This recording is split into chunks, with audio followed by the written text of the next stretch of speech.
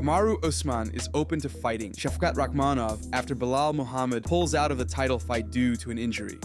The welterweight champion was supposed to defend his belt in December against the hot prospect who's undefeated and has finished all of his fights. After Muhammad revealed that he suffered an injury and he was pulling out of the fight, Shavkat immediately started looking for a new opponent. He wanted to stay on the card and was willing to take on anybody in the division. The primary reason for this is the desire to stay active, and by securing another victory that would add to his already impressive winning streak, it would pretty much be a guarantee that when Belal heals up and comes back to defend his title, Shavkat will be the one that gets the next shot. So far, it doesn't seem that they found a suitable opponent for him, and the probability of him competing on the December event decreases with each day without new announcements from the UFC. But KAMARU Usman might save the day and make his comeback to competition at welterweight especially interesting. Let me clarify something. We're not teammates. He comes in and trains in my gym where I was for most of my career until the last 4 or 5 years, which I'm still in that gym. You know, that's H Kickboxing, Henry's gym. Kill Cliff now is the name, but he's not my teammate per se. But if the UFC is going to call who they think is going to be legit, tough enough, and man enough to step in there is crazy enough to step in there on short notice and go out there and possibly shock the world. Definitely the UFC know who to call when that situation happens. And if they do give me a call, I'm going to answer the call. We'll get a couple things straight. And if we got to do it, we got to do it. Okay, I don't shy away from any of that. I mean, I like that. I've done it on 7 days notice. I've done it on 6 days notice. I've done it on 8 days notice. And hey, yeah, no, 100%. This is only a couple weeks notice, but CHAEL Sonnen wants to see Dustin Poirier versus Max Holloway. Following his loss to Ilia Topuria, the Hawaiian made it clear that as far he's concerned, he isn't done yet, and after taking some time off to fully recover, he'll be looking to compete in the lightweight division. Permanently changing weight classes seems to be the next move for him, and considering his last performance at the 155-pound weight class, seeing him successfully perform there at a high level, even coming off a knockout loss at featherweight, wouldn't be very surprising.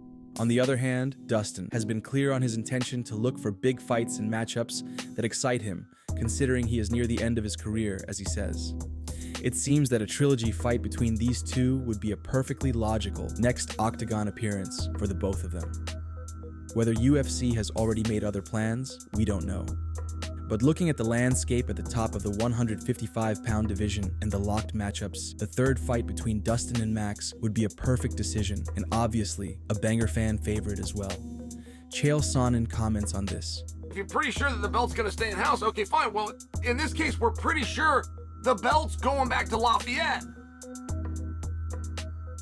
Unless we're not. Right? I mean, if the UFC booked that fight, I feel that that would be a massive nod that the UFC believes Max could be different. That in and of itself might be the most interesting part of the story. That might be the part where you go, hey, wait a minute, these guys fought and it wasn't very competitive. You go, yeah, but the UFC thinks it will be this time. I don't know how else you would interpret that. Now, there is one other thing that you have to consider, right? We're never going to do a title fight on a guy's way out the door. Well, we're never going to do a title fight for a guy on his way out the door who is such a big favorite. Oh, by the way, has already done this not once, but twice. And in the second one, won every single round, unless we were trying to get rid of the title. That's a concern that I have. I do have that concern. Dana White pressures Jon Jones to stick around after the Stipe fight. Bones' intention to retire after this bout has been no secret to fans for a long time now, and while fans continue ramping up pressure on pushing the Tom Aspinall fight and trolling Jones for ducking the interim champion, Dana is injecting his own cryptic messages for Jon's ears, using the classic Dana White manipulation tricks to convince the heavyweight champion to fight Tom after Stipe. The thing is, despite Bones heavily leaning towards retirement, after this week's event, he still left the door open for an alternative sequence of events. He stated multiple times that if UFC makes him an offer that he can't refuse, we might see the Aspinall fight. Another factor that is relevant here is how his performance will look against Stipe. He recently said that chances of him canceling the retirement plan will increase if he easily runs through his opponent on Saturday. Meanwhile, Dana began to openly play on John's ego, indirectly putting the pressure on him to defend the belt against Aspinall, using legacy, which John cares about, as another theme. In an interview with Adam Catterall, Dana said the following: "It might not happen in the UK, that might be a Las Vegas thing, but that would hopefully be the destination for him next." 100%. And I truly believe that whoever wins this fight, competitively, the way that these guys are wired and the reason that they're both massive legends in the sport, they're not going to just ride off into the sunset without settling the dispute with Tom Aspinall. And I think that also, when you think about Jon Jones becoming the youngest champion in heavyweight history and all the things that Stipe accomplished, they were given opportunities, when they were young. And I think that they will reciprocate. Heavyweight MMA, Jon Jones, Tom Aspinall. Oh man, that might be the best fight in MMA. I don't disagree. I don't disagree. People will lose their minds if either one of those fights happen. Stipe or Jon Jones. Jon Jones's coach reacts to fans underestimating Stipe's potential in the upcoming title fight against the heavyweight champion, with the majority opinion being that Jon's victory is basically a foregone conclusion. And the main reason for this isn't Jon's supreme ability and special skill set in the sport, but rather Stipe's old age.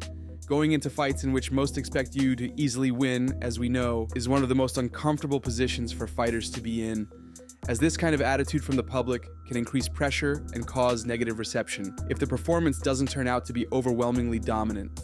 Champions speak about this all the time, considering Jon hasn't competed for a year and a half since capturing the heavyweight gold in his debut fight in the division. Everybody expecting him to just crush Stipe inside of 1 or 2 rounds might not be the best thing for him at the moment. Brendan Gibson shares thoughts on this. This is a guy that's, one of the greatest to ever do it. This is a guy who beat Daniel Cormier. This is a guy who we don't even know what he's going to look like. He's been away, but he could be healed. He could be better. How do you manage those expectations from fans and these kinds of comments going into this? I try not to put any weight into it. MMA fans can be fickle and have short memories. So we know who Stipe is. He is a great champion. He has that dog in him. He is such a tough fighter. We don't lose track of that, but maybe newer fans may not be that well versed in all of Stipe's accomplishments throughout the sport. So, and everybody wants us to match up with Tom, but this is a fight that we've had signed and we've been focused on for a long time. And that's one thing I really admire in Jon, is that once he sets out for a goal, he's always set out to accomplish it. So